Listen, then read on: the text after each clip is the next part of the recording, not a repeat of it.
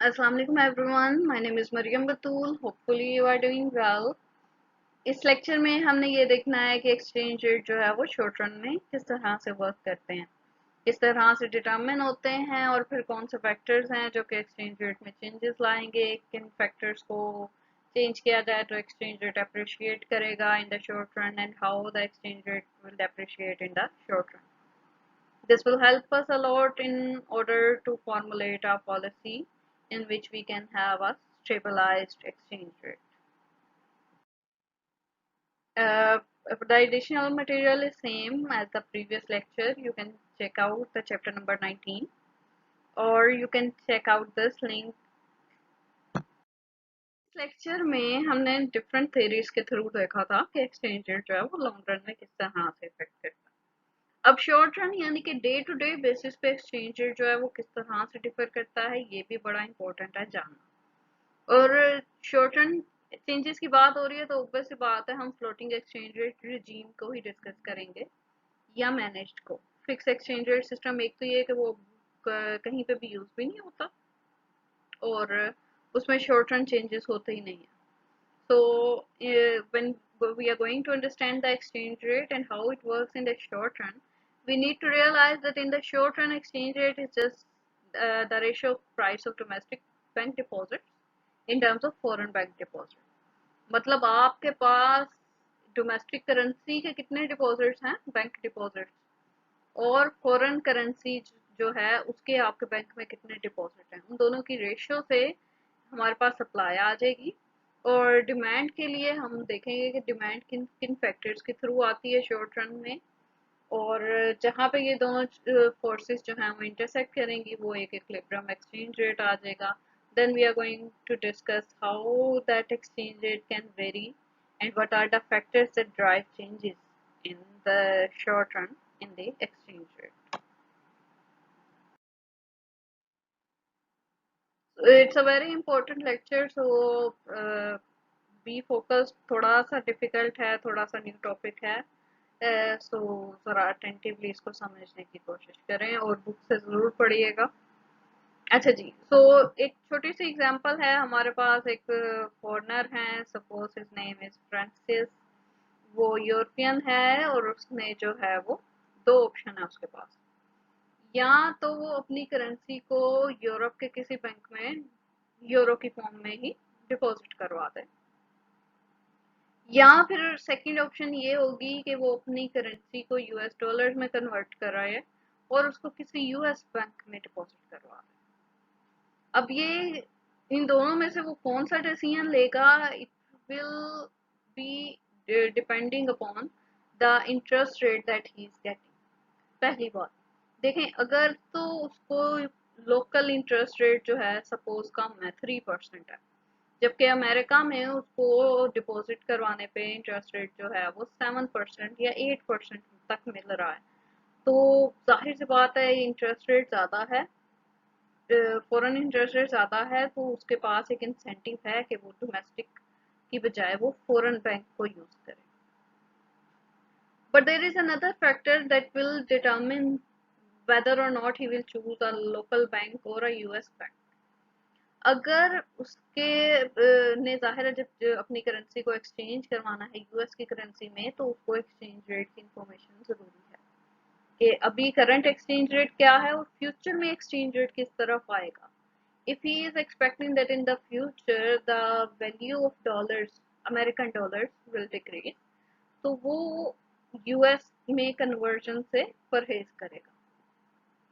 ठीक है, सो ये दो फैक्टर्स हैं जो कि उसकी डिसीजन मेकिंग को इफेक्ट करते हैं. Suppose we have an American, his name is Alan and he is facing the same issue. उसके पास भी कुछ एक्स्ट्रा मनी है डॉलर्स. अब डॉलर जो है वो उसकी लोकल करेंसी है. ठीक है, अमेरिकन है तो डॉलर जो है American dollar it is the local currency.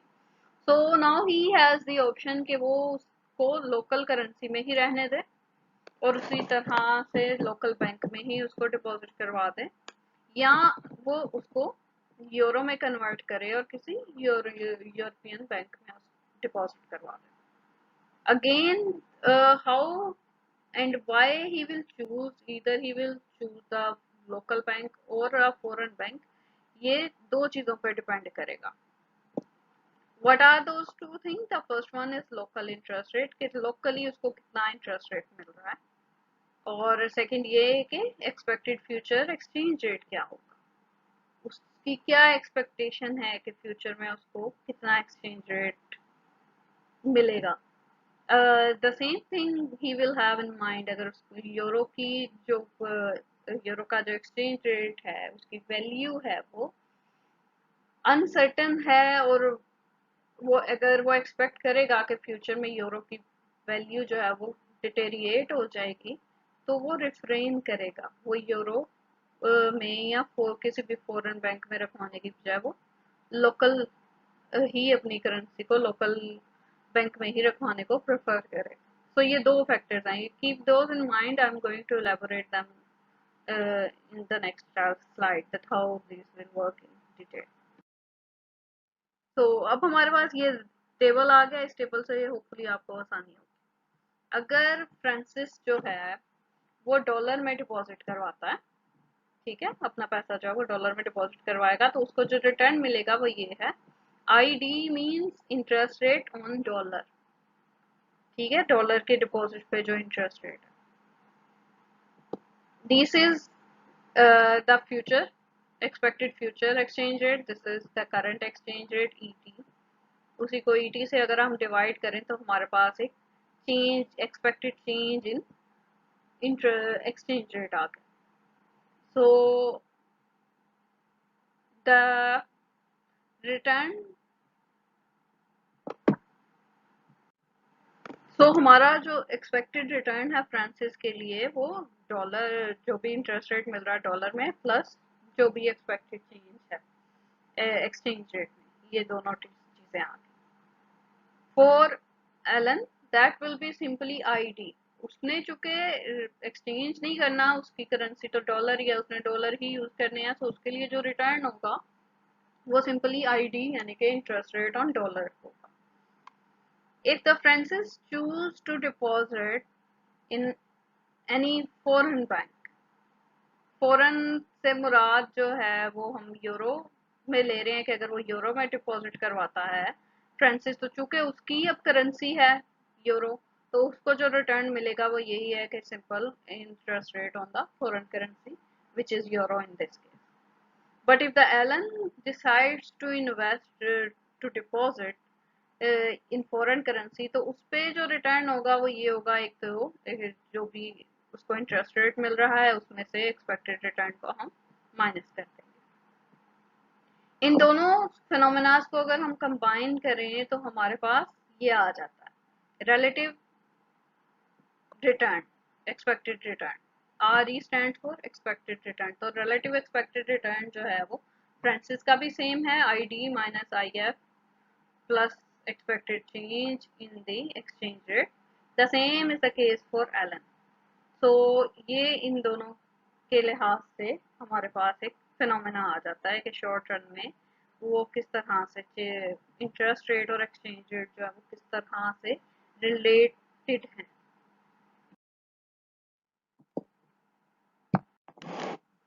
तो उन फिनोमेना को, पिछली बातों को मद्देनजर रखते हुए हम सिंपली ये कह सकते हैं कि अगर डॉलर पे एक्सपेक्टेड रिटर्न जो है वो बढ़ेगा, तो दोनों जो हैं वो ज़्यादा डॉलर के एसेट्स लेंगे और दूसरे जो फॉरेन एसेट्स हैं वो कम कर देंगे.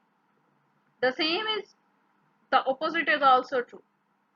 अगर डॉलर एसेट्स की पे जो एक्सपेक्टेड रिटर्न है वो कम होगा, तो दोनों जो हैं वो कम रिसोर्सेज लेंगे डॉलर के, और बाकी जो फॉरेन एसेट्स हैं वो ज़्यादा कर देंगे. ठीक है, तो इस तरह से हमारे पास इंटरेस्ट रेट और एक्सचेंज रेट जो है वो वर्क करते हैं, और जो एक्सपेक्टेड रिटर्न है वो डोमेस्टिक और फॉरेन एसेट्स को इफेक्ट करता है. इस फिनोमेना को हम कहते हैं interest parity. This is a very important topic, interest parity. Interest parity की जो कंडीशन है वो हमारे पास ये है that ID which is interest rate on domestic should be equals to IF minus E T plus one minus E T over E T. ये जो चीज़ है, ये मैंने आपको पहले भी बताया कि ये हमारे पास क्या है, ये expected change in the exchange rate है कि एक्सचेंज रेट जो है वो इन फ्यूचर क्या होगा। अगर हम उसको आई एफ से माइनस कर दें तो it should be equals to I T. ठीक है, तो ये इस तरह से हमारे पास वर्क करता है। ये एक छोटी सी एग्जांपल है मेरे पास। अगर आपने इस फॉर्मूला को याद कर लेना है, इस कंडीशन का नाम है इंटरेस्ट रेट पैरिटी। इसी कंडीशन को हम यहाँ पे यूज कर रहे हैं। अगर आईटी की वैल्यू आपको गिवन है विच इज 6%, यानी कि यूएस में जो इंटरेस्ट रेट है, डोमेस्टिक इंटरेस्ट रेट, यहाँ पे हम यूएस ले रहे हैं, और जो फॉरेन इंटरेस्ट रेट है वो 3% है। अगर ये दोनों डाटा आपके पास मौजूद है तो इनको यूज करते हुए आप इजीली बता सकते हैं कि expected appreciation of the foreign currency क्या होगी। तो एक्सपेक्टेड चेंज हमारे पास क्या आएगा, हम सिंपली 6% माइनस 3% करें तो ये 3% आ गया। ये जो वैल्यू है इस पूरे कंपोनेंट की, इसकी वैल्यू है 3%। मीन्स के जो करेंसी है, फॉरेन करेंसी, वो 3% अप्रिशिएट करेगी। अच्छा जी, तो इन ये जो कंडीशन है हमारी इंटरेस्ट रेट पैरिटी की, इसके बारे में कुछ चीज़ों का आपको पता होना चाहिए। एक तो ये कि जो एक्सपेक्टेड रिटर्न है वो डॉलर और फॉरेन एसेट्स में सेम होना चाहिए, और ये उस जब ये चीज़ सेम होगी तो उस वक्त में हमारे पास फॉरेन एक्सचेंज मार्केट जो है वो भी इक्विलिब्रियम में होगी, क्योंकि दोनों में इंटरेस्ट रेट सेम है। सो दोनों में जो एक्सपेक्टेड रिटर्न है डॉलर का भी सेम है, फॉरेन एसेट्स का भी सेम है, तो इक्विलिब्रियम होगा। और इक्विलिब्रियम भी उसी वक्त में होगा जब हमारी इंटरेस्ट रेट पैरिटी की कंडीशन जो है वो होल्ड करेगी। अब इसी अंडरस्टैंडिंग के बेस पे हम आगे जो है वो एक्सचेंज रेट को देखेंगे कि डिमांड और सप्लाई के कर्व जो हैं वो किस तरह से डेवलप होते हैं और किस तरह से एक्सचेंज रेट जो है वो डिटर्मिन होता है।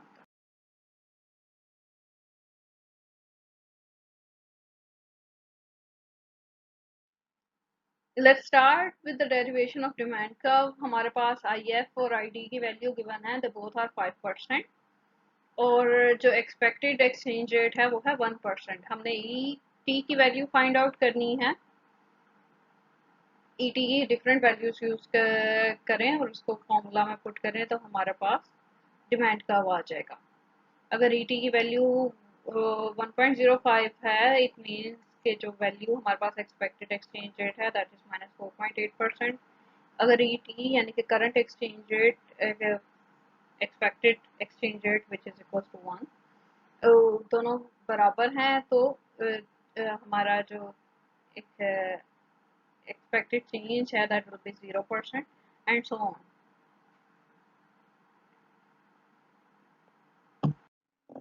इन्हीं तीनों पॉइंट्स को कनेक्ट करेंगे तो हमारे पास एक डाउनवर्ड स्लोपिंग डिमांड कर्व आ जाएगा। डाउनवर्ड क्यों है, क्योंकि आपको पता है कि अगर ईटी जो है हायर होगा तो appreciation, expected appreciation of the dollar वो भी हायर होगी।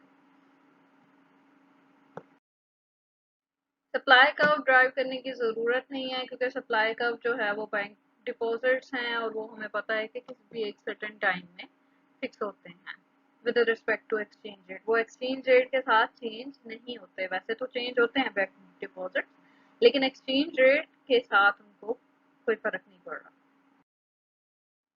इक्विलिब्रियम हमारे पास फॉरेन एक्सचेंज मार्केट में वहां पे होगा जहाँ पे सप्लाई और डिमांड जो है वो ई स्टार पे होंगे। सप्लाई इक्वल टू डिमांड होगी तो वो हमारा इक्विलिब्रियम एक्सचेंज रेट होगा। अगर ई टी जो है यानी कि करंट एक्सचेंज रेट हायर होगा इक्विलिब्रियम से, इट मीन्स कि जो डिमांड है वो कम है सप्लाई से। इन दैट केस सप्लाई जो है वो ज़्यादा है, सो जो डॉलर हैं वो बाय करेंगे, और जो फॉरेन करेंसी जब मजीद डॉलर बाय किए जाएंगे तो ई टी जो है वो कम हो जाएगा। कब तक कम होगा, जब तक वो वापस ई स्टार के इक्वल ना आ जाए। The opposite is also true that if ET is less than E star, in that case it means कि जो demand है वो ज़्यादा है as compared to supply, तो उस वक्त में उस डिमांड को कवर अप करने के लिए जो डॉलर है वो बेचना प्रेफरेबल है। उस जब डॉलर बिकेंगे तो ईटी जो है यानी कि करंट एक्सचेंज रेट वो बढ़ जाएगा, और अल्टीमेटली कब तक बढ़ेगा, जब तक वापस डिमांड और सप्लाई जो है वो सेम ना आ जाए। This is the equilibrium condition, this is the condition that we want to achieve. So we have this supply curve जैसे मैंने पहले बताया, सप्लाई में हमारे पास this is the quantity of dollar assets. ये किसी भी एक वक्त में एक्सचेंज रेट से इफेक्ट नहीं होते डॉलर एसेट। डॉलर जो है वो डोमेस्टिक कमोडिटी है in this example.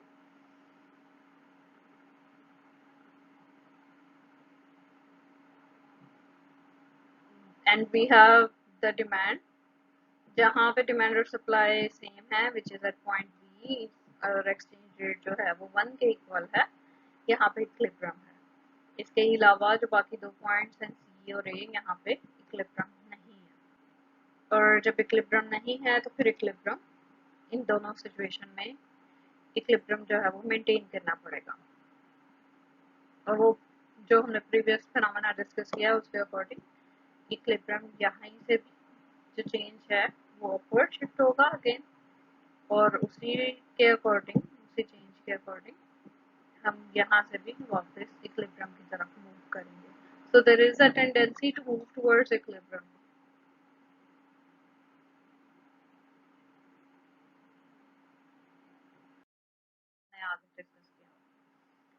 So we have the first option.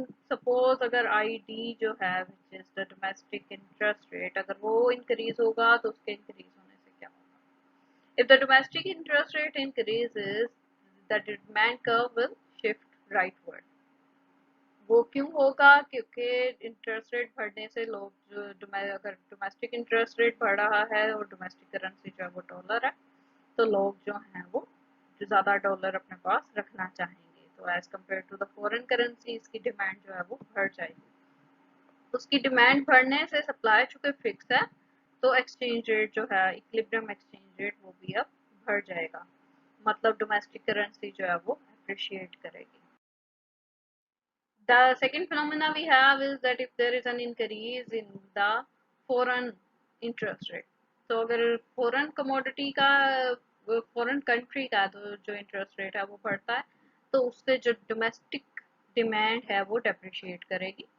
supply again fix है तो exchange rate अब पहले से नीचे आ जाएगा। It means the exchange rate has depreciated. The domestic currency जो है वो depreciate कर गई अब।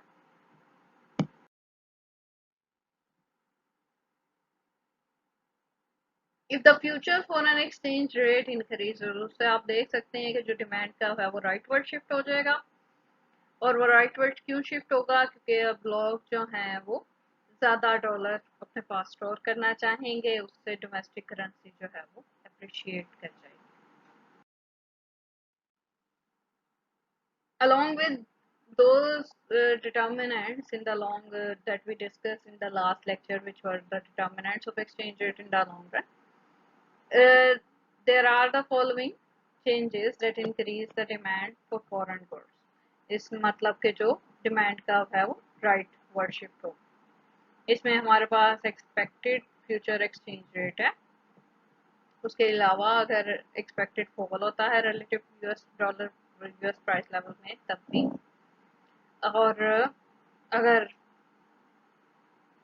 ट्रेड बैरियर एक्सपेक्टेड इंक्रीज होता है रिलेटिव यूएस ट्रेड बैरियर्स में। आप एक चीज देखिएगा, शॉर्ट रन और लॉन्ग रन में एक मेजर डिफरेंस ये होगा कि लॉन्ग रन में हम एक्चुअल ट्रेड बैरियर्स और एक्चुअल रिलेटिव प्राइस चेंज की बात कर रहे हैं, but because in the short run we are not sure कि ये एक साल बाद कितना चेंज आएगा ट्रेड बैरियर्स में, कितना चेंज आएगा रिलेटिव प्राइसेस में। हमारे पास एक एक्सपेक्टेशन लेवल ही होता है, तो इसलिए यहाँ पे उन्हीं वेरिएबल्स के साथ एक्सपेक्टेड की टर्म यूज हो रही है। So now the expected relative US trade barriers जो हैं वो इफेक्ट करेंगे। और इसी तरह से इंपोर्ट डिमांड है, फॉरेन गुड्स की डिमांड है और यूएस प्रोडक्टिविटी है। अब प्रोडक्टिविटी चूंकि शॉर्ट टर्म में एक्चुअल चेंज नहीं होता, तो इसलिए हम एक्सपेक्टेड चेंज को ही देख रहे हैं। ये किस किस तरह से वर्क कर, ग्राफ के थ्रू मैंने बताया हुआ है, because it helps us in understanding these concept easily. अगर डोमेस्टिक इंटरेस्ट रेट बढ़ेगा, तो अगर सपोज वो इंक्रीज हो रहा है, तो ये भी बढ़ेगा और उसका जो एक्सचेंज रेट पे इफेक्ट है वो भी इंक्रीज कर जाएगा। ये तीनों पहले जो फिनोमेना है ये मैंने प्रीवियसली बता दिए हैं डिटेल में। The fourth one is new. अगर एक्सपेक्टेड ट्रेड बैरियर्स बढ़ते हैं, तो जाहिर सी बात है जो डोमेस्टिक गुड्स हैं उनकी डिमांड बढ़ेगी at the same exchange rate. तो जब वो बढ़ेगी, डिमांड बढ़ेगी, तो हमारे पास जो एक्सचेंज रेट है वो भी अब बढ़ जाएगा, E2 जो है वो भी बढ़ गया। If the expected import demand increases, मतलब लोग जो हैं वो इम्पोर्टेड कमोडिटीज को ज़्यादा प्रेफर कर रहे हैं, तो डोमेस्टिक की डिमांड जो है वो कम हो जाएगी। उसके कम होने से एक्सचेंज रेट जो है वो भी डेप्रिशिएट करेगा। तो वही जो बेसिक प्रिंसिपल मैंने आपको पहले बताया था उसी को माइंड में रखना है, और उसी से आपने फिर बता देना है कि करेंसी जो है वो अप्रिशिएट करेगी या डेप्रिशिएट करेगी। अगर एक्सपोर्ट डिमांड बढ़ेगी, तो मतलब जो डोमेस्टिक कमोडिटी है उनकी डिमांड बढ़ रही है, तो उससे एक्सचेंज रेट जो है वो बढ़ेगा। अगर प्रोडक्टिविटी इंक्रीज होगी, it means again domestic commodities जो हैं उनकी डिमांड बढ़ेगी, इसलिए एक्सचेंज रेट भी बढ़ जाएगा। So this is how these are the factors that shift the demand curve for domestic assets and affects the exchange rate. You should be able to understand all these factors separately। इन सबका एक अपना role है, अपना mechanism है जिसके through ये effect करते हैं। सो आपको इनका पता होना चाहिए। ये इन दोनों ग्राफ में हमारे पास इंक्रीज की बात है, तो अगर ऑपोजिट होगा तो सारे कर्व जो हैं वो ऑपोजिट हो जाएंगे। मतलब अगर एक्सपेक्टेड इंपोर्ट डिमांड जो है वो कम हो रही है, तो ये वाला फैक्टर पहले कम हो रहा था, अब ये बढ़ जाएगा। एक्सचेंज रेट जो है वो कम हो रहा था, तो अब वो भी बढ़ जाएगा। सारे जो कंपोनेंट्स हैं और सारे जो रिएक्शन है वो ऑपोजिट हो जाएंगे। अगर एक्सपोर्ट डिमांड जो है वो कम होगी, तो ये भी कम हो जाएगा। उसके कम होने से एक्सचेंज रेट भी कम हो जाएगा। So this is how it works. Hopefully ये clear है। If there is some issue, there any query, you can discuss it in the Zoom meeting. Thank you so much for listening.